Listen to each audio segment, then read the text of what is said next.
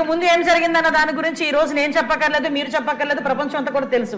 కానీ ఈ రోజు మేము వచ్చిన తర్వాత మా నిఘా యంత్రాలు ఎంత క్లియర్ గా పనిచేస్తున్నాయంటే ఎప్పుడు నుంచి జరుగుతుందో అర్థం కాదు. రాజమండ్రిలోని ఒక ఫార్మసిస్ట్ ఒక జైల్లో ఉన్న వ్యక్తికి గాంజా తీసుకెళ్లే పరిస్థితి నిన్న మొన్న కనిపిస్తే ఇమీడియట్ గా దాన్ని మా నిఘా యంత్రాలన్నీ కూడా పట్టుకొని అతన్ని కూడా అరెస్ట్ చేసి జైలుకు పంపించిన పరిస్థితి.